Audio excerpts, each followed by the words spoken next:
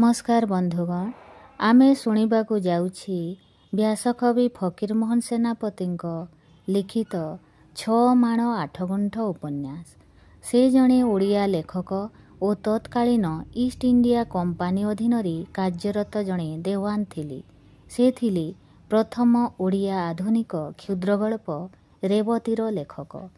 फकीरमोहन सेनापति उत्कल गौरव मधुसूदन दास, उत्कलमणि पंडित गोपबंधु दास, कविवर राधानाथ राय, स्वभाव कवि गंगाधर मेहरଙ୍କ सह ओडिया भाषा आंदोलनर पुरोधा भावरे ओडिया भाषा को विदेशी मानक कबलरू बंचेबा पाई लढ़िथिले। व्यासकवि फकीरमोहन सेनापति ओडिया साहित्यर कथा सम्राट भावे परिचित। 6 माण 8 गुंठ, मामू, प्रायश्चित ओ लछमा तत्कालीन अष्टादश ओ 19 शताब्दीर ओडिशार सामाजिक अवस्थार निच्छक दर्पण। 6 माण 8 गुंठ उपन्यास रे जमीदार मानक देई गरीब चाषी मानकर शोषणर कहानी वर्णित होईछि। फकीरमोहन सेनापति ओडिया गल्प साहित्यर जनक। आसंतु शुणिबा तांकर रचित उपन्यास 6 माण 8 गुंठ। परिच्छेद 1। रामचंद्र मंगराज।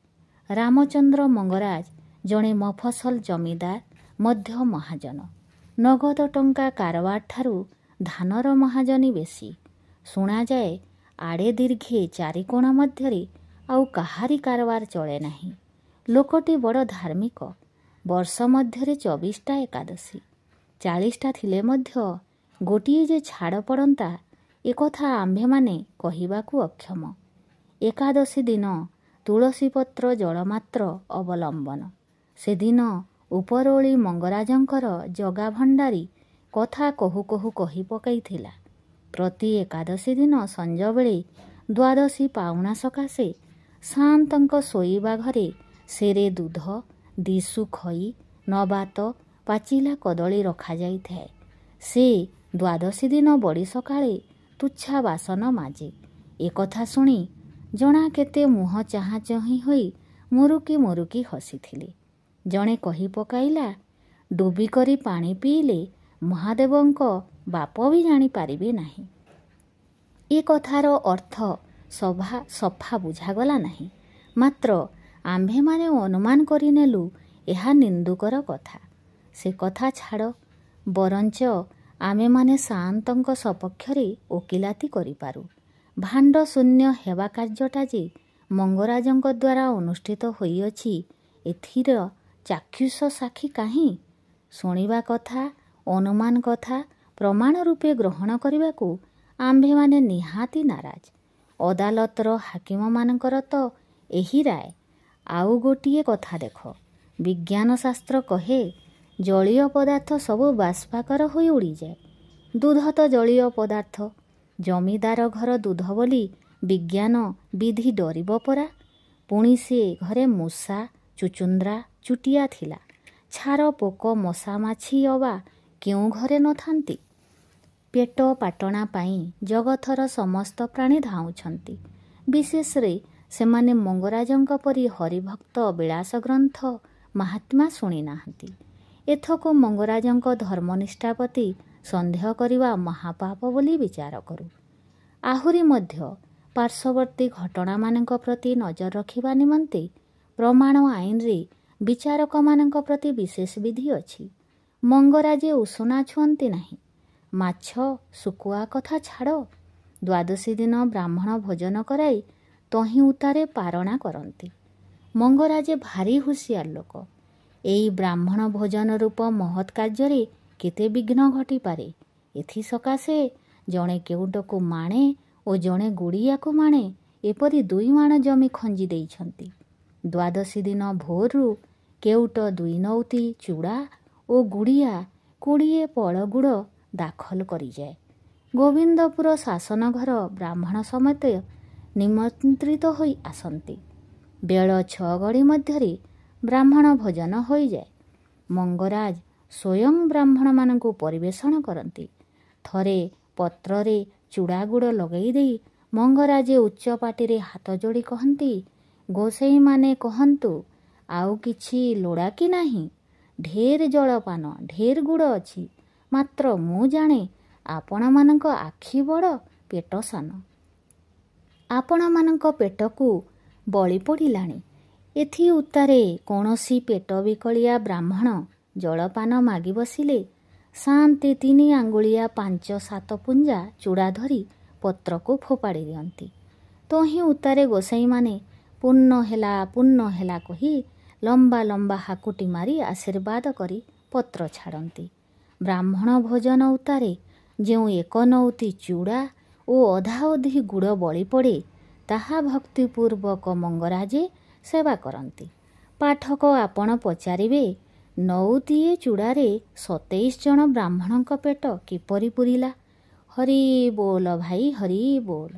ଏସବୁ କଥାର ଉତ୍ତର ଦେବାକୁ ଗଲେ ଆମ୍ଭମାନଙ୍କର ଆଉ ଲୋଖା ଚଳିବ ନାହିଁ।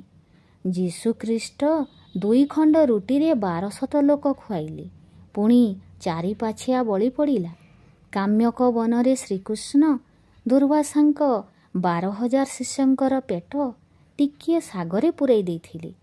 ଏଇ ମହାପୁରୁଷଙ୍କ ହସ୍ତ ମହିମା ପ୍ରତି ଯଦି ଆପଣମାନଙ୍କର ବିଶ୍ୱାସ ନଥାଏ, ତେବେ ଆମ୍ଭମାନଙ୍କ ମଙ୍ଗରାଜ ଚରିତ୍ର ପଢ଼ିବା ନିମନ୍ତେ ଅନୁରୋଧ କରିବାକୁ ସାହସ କରିପାରିବୁ ନାହିଁ। ଏପରି ଶୁଣାଅଛି, ତାଙ୍କର ମାଉସୀ ପୁଅ ଭାଇ ଶ୍ୟାମ ମଲ୍ଲେ ସହରକୁ ଯାଇଥିଲେ। ପାପ ଛପା ରହେ ନାହିଁ। ସେ କୁସଙ୍ଗରେ ପଡ଼ି ପିଆଜ ମିଶା କୋବି ଖାଇଥିବା ସାଆନ୍ତଙ୍କ ନିକଟରେ ଅଜଣା ରହିଲା ନାହିଁ। ଆଜି ଯାଏ ରୂଢ଼ ବଢ଼ି ରହିଥାନ୍ତା।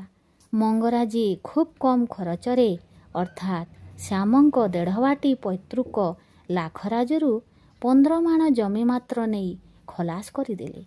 ମଙ୍ଗରାଜେ ଦିନେ ଶ୍ୟାମକୁ ଡାକି ମୁରବି ପଣିଆ କରି କହିଲେ, ଦେଖ ଶ୍ୟାମ, ଏଣିକି ହୁସିଆର ରହ। ମୁଁ ଥିଲି ବୋଲି ମୋ ମୁଲାଜାରେ 5 ଜଣ ତୋତେ ଟେକି ନେଲେ ସିନା, ନୋହିଲେ ତୁ ଏକାବେଳକେ କିରସ୍ତାନ ହୋଇଯାଇଥାନ୍ତୁ। ତୋ 7 ପୁରୁଷ ଅହି ନରକରେ ପଡ଼ିଥାନ୍ତେ। ଆଉ ମୁଁ ବୋଲି ସିନା ତୋର ମାଣ 5 ଟଙ୍କାରେ ନେଲି, ଆଉ କେହି 2 ଟଙ୍କାରେ ଛୁଅନ୍ତା ନାହିଁ। ଯେତେ ହେଲେ ତୁ ତ ଭାଇ, କ'ଣ ତୋତେ ଫୋପାଡ଼ି ଦେବି? ହେଲେ ବିପଦ ଆପଦ ବେଳକୁ ମୁଁ, ଭଲ ବେଳେ କେହି ନୁହେଁ। ଏହି ସେଇଦିନ ଭୀମାଗୌଡ଼ର ଫୌଜଦାରୀ ମକଦ୍ଦମାରେ ତୋତେ ଗୁହା ହେବାକୁ କହିଲି। ଘରେ ଲୁଚିଲୁ, ଦେଖାଦେଲୁ ନାହିଁ। ହାୟ ହାୟ, ଯେଉଁ ନିନ୍ଦୁକମାନେ ଖ୍ରୀଷ୍ଟଙ୍କୁ କ୍ରୁଶରେ ଚଢ଼ାଇଲେ, ପରମା ସତୀ ସୀତାଙ୍କୁ ବଣକୁ ପଠାଇଲେ, ସେମାନଙ୍କ ବଂଶଧରମାନେ ଯେ ହରିବାସର ଉପବାସୀ ପରୋପକାରୀ ମଙ୍ଗରାଜଙ୍କ ଅଖ୍ୟାତି ରଟନା କରିବେ, ଏହା କିଛି ବିଚିତ୍ର ନୁହେଁ। ନିନ୍ଦୁକମାନେ ଯେଉଁ କଥା କହି ବୁଲିବେ, ଆମ୍ଭମାନଙ୍କୁ ନାଚାର ହାଲତରେ ସେ କଥା ବୋଲିବାକୁ ହେଉଅଛି। ସେମାନେ କହନ୍ତି, ମଙ୍ଗରାଜେ 4 କୋଶ ମଧ୍ୟରେ କାହାରି ଗୋଖୋଜରୁ ଖୋଜି ଜମି ରଖିଲେ ନାହିଁ। ବାକି ଥିଲା ଭାଇ, ଓର ଖୋଜି ଖୋଜି ଏତେ ଦିନେ ପାଇଲେ। ଶ୍ୟାମ ପିଆଜ ଖାଇ ବ୍ରାହ୍ମଣ ଭୋଜନ କରାଇଲା। ମଙ୍ଗରାଜ ଘର ମାଇକିନିଆମାନେ ଯେ ଚମ୍ପାକୁ ପଠାଇ ହାଟରୁ ପିଆଜ କିଣି ଆଣନ୍ତି, କଥା ଛଳରେ ଆମ୍ଭମାନେ ମାନିଗଲୁ ଚମ୍ପା ପିଆଜ କିଣି ଆଣିଥିଲା। ଖାଇବାର ପ୍ରମାଣ କାହିଁ? ପଲାଣ୍ଡୁ, ଗୁଞ୍ଜନ, ଚୈବ, ମନୁରେ ଖାଇବାକୁ ସିନା ମନା, କିଣିଲେ ପତିତ ହେବ, ଏ ବିଧି କାହିଁ? ମାତ୍ର ଭଦ୍ରଲୋକ ଘର ମହିଳାମାନଙ୍କ ଦୋଷାଦୋଷ ସମାଲୋଚନାକାରୀ ନିନ୍ଦୁକମାନଙ୍କ କଥାରେ ଉତ୍ତର ଦେବାକୁ ଆମ୍ଭେମାନେ ସମ୍ପୂର୍ଣ୍ଣ ନାରାଜ। ପରିଚ୍ଛେଦ 2 ସୁନାମ ପୌରୁଷ ଧନ୍ୟଃ। ମଙ୍ଗରାଜେ ଗରିବର ପୁଅ ଥିଲେ। ଶୁଣାଅଛି 7 ବର୍ଷ ବୟସରେ ସେ ଛେଉଣ୍ଡ ହୋଇ ବୁଲୁଥିଲେ। ପଇସା ଅଭାବରୁ ବାପର ଶୁଦ୍ଧ ହୋଇନାହିଁ। ଚାଳକୁ ନଡ଼ା ନ ଉଠିବାରୁ କାନ୍ଥ ପଡ଼ିଯାଇଥିଲା। ଏହାଙ୍କ ବାଲ୍ୟ ଜୀବନ, ବିଦ୍ୟାଶିକ୍ଷା, କର୍ମକ୍ଷେତ୍ରରେ ପ୍ରବେଶ ପ୍ରଭୃତି ଘଟଣାମାନ ବିଚିତ୍ର ରକମର। ଜଗତର କୌଣସି ପ୍ରଧାନ ଲୋକଙ୍କ ଜୀବନଚରିତ ଅଲୌକିକ ଘଟଣା ଶୂନ୍ୟ ନୁହେଁ। ସେସବୁ କଥା ଲେଖିବାକୁ ଗଲେ ଢେର କାଗଜ କଲମ, ଢେର ସମୟ ଆବଶ୍ୟକ। ମାତ୍ର ପରିମିତ ବେରିତା ଯେ ଗୋଟିଏ ମହତ୍ ଗୁଣ, ଏ ବିଷୟରେ ଆମ୍ଭମାନଙ୍କର ଶିକ୍ଷାଗୁରୁ ମଙ୍ଗରାଜେ। ଅର୍ଥନୀତି ସମ୍ବନ୍ଧରେ ମହାପଣ୍ଡିତ ବେଞ୍ଜାମିନ ଫ୍ରାଙ୍କଲିନ ଯେଉଁ ଉପଦେଶ ଦେଇ ଯାଇଛନ୍ତି, ସେଥିର ମର୍ମ ଆମ୍ଭେମାନେ ଏହିପରି ବୁଝୁଅଛୁ। କାଗଜ ବଜାରରୁ କିଣି ଆଣିବା ସହଜ, ବ୍ୟବହାର କରିବା ବଡ଼ କଠିନ। ଏଥକୁ ଆମ୍ଭେମାନେ ଠିକେ ଠିକେ ସବୁ କଥା ଲେଖି ମଙ୍ଗରାଜୀ ଅର୍ଥନୀତିର ମର୍ଯ୍ୟାଦା ରକ୍ଷା କରିବାକୁ ଚେଷ୍ଟା କରିବୁ। ମଙ୍ଗରାଜଙ୍କ ଜମିଦାରୀର ନାମ ଫତେପୁର ସରଷଣ୍ଢ, ସଦର ଜମା 5000, 2800 ବାଟି ବାହେଲ, ଲାଖରାଜ ବାଜିଆପ୍ତି 15 ବାଟି 2700 ମାଣ। 2700 ମାଣ କିମ୍ପା ଜାଣ। ଏଥିରେ ଜଣେ 7 ମାଣିଆ ସରିକଦାର ଥିବାର ଜଜ୍ ଅଦାଲତରେ ଅପିଲ ଦାୟର ଅଛି।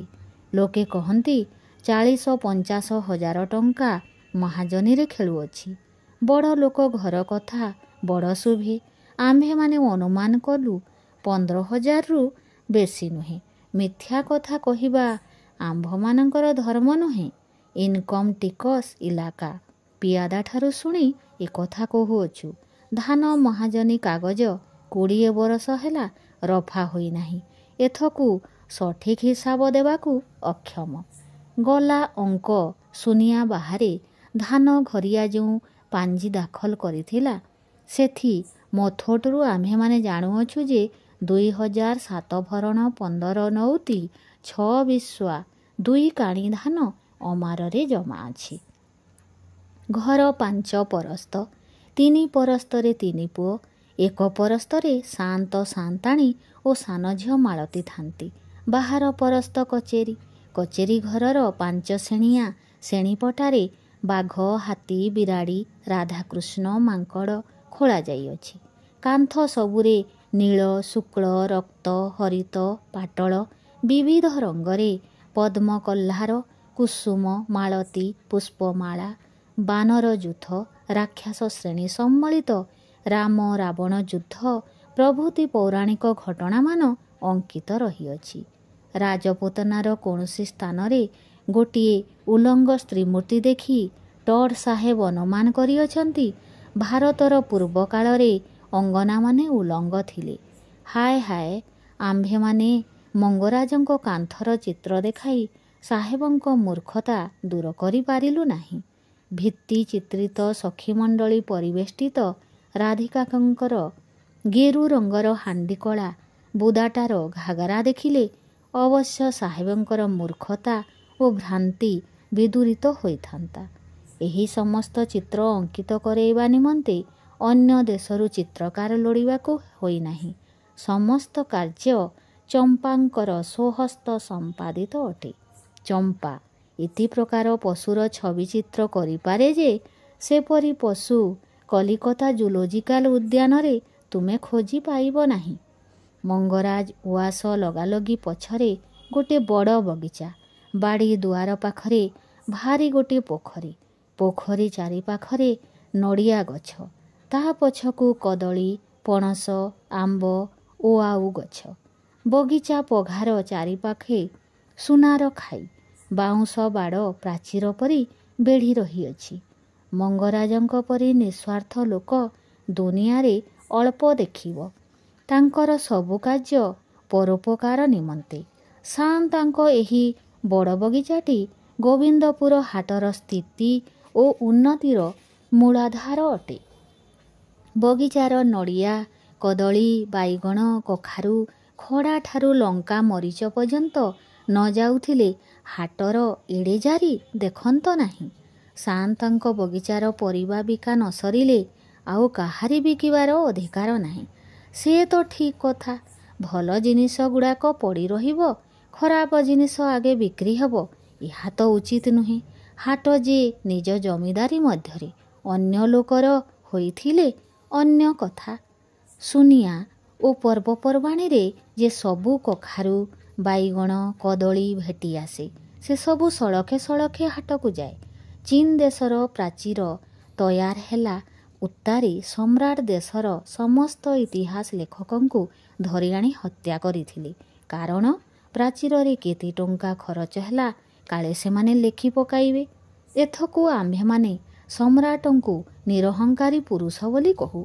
ମହତ୍ ଲୋକମାନେ ମହତ୍ କାର୍ଯ୍ୟ ସାଧନ କରି ସେଥିରେ କେତେ ଟଙ୍କା ଖରଚ ହେଲା କହି ବୁଲନ୍ତି ନାହିଁ।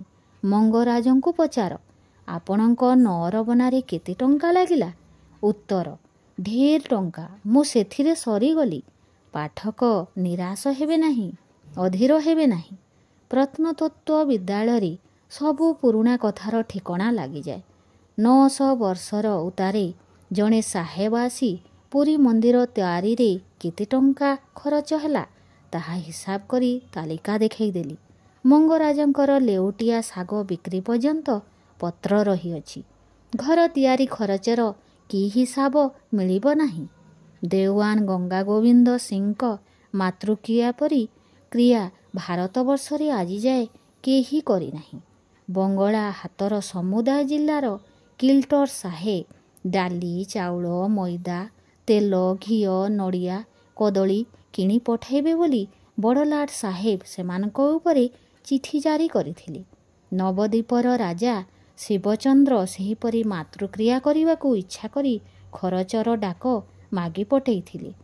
ଦେୱାନ ଗଙ୍ଗା ଗୋବିନ୍ଦ କେବଳ ଗଞ୍ଜେଇ, ଆପୁ, ଧୂଆଁପତ୍ର ଖରଚ ଡାବ ପଠାଇ ଦେଇ ତାହା ଅନୁପାତରେ ସମସ୍ତ ଖରଚର ଠିକଣା ଲଗାଇବାକୁ ସଙ୍କେତ କରି ଭାଷା ଲେଖିଥିଲେ। ଏହିସବୁ ଜିନିଷ ଖରିଦରେ 72,000 ଟଙ୍କା ଖରଚ ପଡ଼ିଥିଲା। ନଗଦାତ ଖରିଦ ଛାଡ଼ି ସମସ୍ତ ଜମିଦାର ବେଠିରେ ଅନେକ ଜିନିଷ ଦେଇଥିଲେ। ଆମ୍ଭେମାନେ ଘର ତୟାରୀର ଗୋଟିଏ ହିସାବ ଦେଉଅଛୁ। ବୁଦ୍ଧିମାନ ପାଠକମାନେ ତାକୁ ଧରି ମୋଟ ଖରଚ କଥା ବୁଝିପାରିବେ। ଧାନଘର ପାଞ୍ଜିରୁ ଆମ୍ଭେମାନେ ଠିକ୍ ହିସାବ ପାଇଅଛୁ। ବଢ଼େଇ, କମାର, ବେଠିଆଙ୍କ ପଛେ 15 ଭରଣ 22 ନଉତି ଧାନ ଖରଚ ପଡ଼ିଥିଲା। ମଙ୍ଗରାଜଙ୍କ ମୁହଁରୁ ଅନେକ ଥର ଶୁଣାଯାଇଅଛି, ସେ କେବଳ ପରର ବିକଳ ସହି ନ ପାରି ଧାନ ଟଙ୍କା କରଜ ଦିଅନ୍ତି, ନୋହିଲେ ସେଥିରେ ତାଙ୍କ ନିଜର ଲାଭ କିଛି ନାହିଁ। ଆମ୍ଭେମାନେ କହୁ ବରଞ୍ଚ ଲୋକସାନ, ଧାନ ଦେଢ଼ିରୁ ବେଶୀ କରଜା ନାହିଁ, ଏଥିରେ ଲାଭ କ'ଣ? ଦିଅନ୍ତି ଶୁଖିଲା ପୁରୁଣା ଧାନ, ନେବା ବେଳକୁ ନୂଆ କଞ୍ଚା। ଆଚ୍ଛା ପାଠକ, ଆପଣଙ୍କ ଓଦା ଲୁଗାଟା ଆଗେ ଓଜନ କରନ୍ତୁ, ଦେଖିବେ ଓଦା ଶୁଖିଲାର କେତେ ପ୍ରଭେଦ। ଗଲା ଅଙ୍କ ପାଞ୍ଜି ଆଜି ସଲାଲ ତମାମି ଦାଖଲ କରିଥିଲା। ସେଥିରେ ମହାଜନୀ କରଜାରେ 8 ଟଙ୍କା 6 ଅଣା 2 କଡ଼ା 2 କ୍ରାନ୍ତି ଛାଡ଼ ତଳେ ପଡ଼ିଥିବାର ଦେଖାଯାଇଛି। ଏତେ ଗୁଡ଼ିଆ ଟଙ୍କା ଛାଡ଼ ସକାଶେ ପାଞ୍ଜିଆ ଗାଳି ଖାଇ ଯେଉଁପରି କୈଫିୟତ ଦେଇଥିଲେ, ସେଥିର ସାରମର୍ମ ଏହି ଭିକାରୀ ପଣ୍ଡା କରଜ ନେବାର ମୂଳ 5 ଟଙ୍କା। ସେଥିରେ କଳନ୍ତର ଚକ୍ରବୃଦ୍ଧି ପ୍ରମାଣେ 12 ଟଙ୍କା 5 ଅଣା 11 ଗଣ୍ଡା 2 କଡ଼ା। ଗାଏ 2 ପଦକୁ ମୋଟ ଓ ଆଦାୟ 17 ଟଙ୍କା 5 ଅଣା 2 ପଇସା ବାଦେ ବାକି ଛାଡ଼ 1.5 ଗଣ୍ଡା। ପରିଚ୍ଛେଦ 3। ବାଣିଜ୍ୟେ ବସତେ ଲକ୍ଷ୍ମୀ ସ୍ପଦର୍ଦ୍ଧଂ କୃଷି କର୍ମଣି ଅସଠ୍ୟଃ ବାଣିଜ୍ୟେ ଲକ୍ଷ୍ମୀଙ୍କ ବାସ ତହୁଁ ଅଧେ କଲେ ଚାଷ। ଆମ୍ଭେମାନେ ଅନୁମାନ କରୁ ଜଣେ ମରହଟ୍ଟି କବି ଏହି କବିତା କହିଅଛନ୍ତି। ଆଜିକାଲିର କବି ହୋଇଥିଲେ ଏପରି କହନ୍ତି, ବାଣିଜ୍ୟେ ଲକ୍ଷ୍ମୀଙ୍କ ବାସ ତହୁଁ ଅଧେ BL ପାସ। ମଙ୍ଗରାଜଙ୍କ ନଅର ଦେଖି କେହି କେହି ଅନଭିଜ୍ଞ ଲୋକ ଅନୁମାନ କରିପାରନ୍ତି, ଏହା ଗୋଟିଏ ଅଦାଲତର BL ପାସିଆ ଓକିଲଙ୍କ ଘର। 62ଟି ଘରର ଭଗ୍ନାଂଶର ସମଷ୍ଟି ମାତ୍ର। କଥା କ'ଣ ଜାଣନ୍ତି? ଭାଗ୍ୟମ୍ ଫଳତି ସର୍ବତ୍ରମ୍। ଏହି ଯେ ଅଦାଲତର ଓଳିରେ ଗଣ୍ଡା ଗଣ୍ଡା ଶାଲ ପାଗିଆ ବୁଲୁଅଛନ୍ତି। ମଙ୍ଗରାଜଙ୍କ ପଛରେ 25 ଘରର ଭଗ୍ନାଂଶ ଗାଏ କରିବାକୁ କେତେଜଣ ମିଳିବେ? ସାଆନ୍ତେ ଆପେ କହନ୍ତି, ସେ କାହାରି ଗୋଟାଏ ପଇସା ଆଣନ୍ତି ନାହିଁ। ନିଜ ବୁଦ୍ଧି ନିଜ ବାହୁବଳରେ ମାଟିରୁ ସୁନା ପଇଦା କରିଅଛନ୍ତି। ଏହିପରି ଶୁଣା ଅଛି। ଶୁଣା କିମ୍ପା ଆମ୍ଭେମାନେ ଠିକ୍ କଥା ଜାଣୁ। ମଙ୍ଗରାଜେ ପ୍ରଥମେ ଗାଁ ପ୍ରଧାନଠାରୁ 2 ମାଣ ଜମି ଭାଗରେ ଧରିଥିଲେ। ବର୍ତ୍ତମାନ ଚାଷ ଜମି 24 ଦସ୍ତି ପଦିକାରେ 4 ବାଟି 6 ମାଣ, ଏହା ଛାଡ଼ି 30 ବାଟି 17 ମାଣ ଭାଗରେ ଲାଗିଛି। ଜମି ସବୁ ଲାଖରାଜ, କିଛି ନିଃସ୍ୱ ବାଜ୍ୟାପ୍ତି। ଅଧିକାଂଶ ଖରିଦା ବ୍ରହ୍ମୋତ୍ତର। ଚାଷ ବଳଦ 15 ହଳ, ହଳିଆ 12 ଜଣ। ଏମାନେ 12 ମାସିଆ ଜାତିରେ ବାଉରି। 3 ଜଣ ପାଣ। ଚାଷ ଓ ବଗିଚା ଏମାନଙ୍କର ଜିମା। ମଙ୍ଗରାଜଙ୍କ ଶିକ୍ଷା ଓ ଉତ୍ସାହରେ ଏମାନେ କର୍ମଠ ଓ ଉତ୍ସାହୀ। ବ୍ରାହ୍ମ ମୁହୂର୍ତ୍ତରେ ଶଯ୍ୟା ତ୍ୟାଗ କରିବା ସ୍ୱାସ୍ଥ୍ୟ ବିଧାନଶାସ୍ତ୍ରର ବିଧି। ଖରା ହେଉ ବରଷା ହେଉ ତୋଫାନ ହେଉ ଝଡ଼ି ହେଉ ମଙ୍ଗରାଜେ ଏହି ବିଧି ଲଙ୍ଘନ କରିବାର କେବେ କେହି ଦେଖିନାହିଁ। ଶାସ୍ତ୍ରରେ ଲେଖା ଅଛି, ଯେତେକ ଦେଖ ନଦ ନଦୀ ସମସ୍ତେ ମିଳନ୍ତି ଜଳଧି। ଆପଣା ଗୁଣ ପାସରନ୍ତି ଲବଣ ଗୁଣକୁ ଭଜନ୍ତି। ଠିକ୍ କଥା। ସେହିପରି ସ୍ତ୍ରୀ ଦାସ ଦାସୀ ସମସ୍ତେ ସାଆନ୍ତଙ୍କ ଗୁଣକୁ ଉଣା ଅଧିକାରେ ଲାଭ କରିଥାନ୍ତି। ଆମ୍ଭେମାନେ ସାଆନ୍ତଙ୍କ ଘର ଦାସ ଦାସୀମାନଙ୍କୁ ଦେଖି ଏହି ଶିକ୍ଷା ଲାଭ କରିଅଛୁ। ମଙ୍ଗରାଜେ ବ୍ରାହ୍ମ ମୁହୂର୍ତ୍ତରେ ଉଠି ଦାନ୍ତ ଘଷି ପକାନ୍ତି। କଲିକତା ସହରରେ 2 ଥର ତୋପ ପଡ଼େ। ପ୍ରାତଃକାଳ ତୋପ, ରାତ୍ରି ଶେଷ ଜ୍ଞାପକ। ମଙ୍ଗରାଜେ କଚେରୀ ପିଣ୍ଡାରେ ଛିଡ଼ା ହୋଇ ହଳିଆକୁ ଡାକ ଦେଲେ ଗ୍ରାମର ଲୋକେ ଆଖି ବୁଜି ମଧ୍ୟ ଜାଣିପାରନ୍ତି ରାତି ପାହିଲାଣି। ବୋହୂ ଭୁଆସୁଣୀଏ ବାସି ପାଇଟିରେ ଲାଗିଯାନ୍ତି। ମଫସଲର ଲୋକେ ଘଣ୍ଟା ଘଣ୍ଟା ବୁଝନ୍ତି ନାହିଁ। ସୂର୍ଯ୍ୟ ମୁଣ୍ଡ ଉପରକୁ ଆସିଲେ ବଳଦ କାନ୍ଧରୁ ଜୁଆଳି ବାହାରେ। ଆଖପାଖ ଚାଷୀମାନେ ଦୂରରୁ ଅନାଇ ଦେଖନ୍ତି ମଙ୍ଗରାଜଙ୍କ ବଡ଼ ତାଳ ଘରୁ ଛତା ହିଡ଼ ଉପରୁ ଉଠିଲାଣି କି ନାହିଁ। ମଙ୍ଗରାଜେ ତାଙ୍କର ହଳିଆମାନଙ୍କୁ ପୁଅ ପରି ପାଳିଛନ୍ତି। ମା ବାପା ପିଲାମାନଙ୍କର ଖିଆପିଆ ନିଜେ ନ ଦେଖିଲେ ସେମାନଙ୍କର ମନ ମାନେ ନାହିଁ। ହଳିଆମାନେ ଧାଡ଼ି ହୋଇ ଖାଇବାକୁ ବସିଗଲେ। ସାଆନ୍ତେ ରାନ୍ଧୁଣିଆକୁ ଉଚ୍ଚସ୍ୱରରେ ଡାକ ଦିଅନ୍ତି, ଆରେ ତୋରାଣି ଆଣ, ତୋରାଣି ଆଣ, ଏମାନଙ୍କ ତଣ୍ଟି ଶୁଖି ଯାଉଛି। ରାନ୍ଧୁଣିଆ ଅଭ୍ୟସ୍ତ ବିଦ୍ୟା ପ୍ରଭାବରେ ଫି ଜଣକୁ 2 କଂସା କରି ତୋରାଣି ଦିଏ। ହଳିଆ ଏତେ ଗୁଡ଼ିଏ ତୋରାଣି ପିଇବାକୁ ନାରାଜ ହେଲେ ସାଆନ୍ତେ ତାହାର ଉପକାରିତା ଓ ବଳକାରିତ୍ୱ ସମ୍ବନ୍ଧରେ ଖୁବ୍ ଏକ ବକ୍ତୃତା କରି ତାହା ପିଆଇ ଦେଇ ତହିଁ ଉତ୍ତାରେ ଭାତର ବ୍ୟବସ୍ଥା କରି ଆପେ ସ୍ନାନ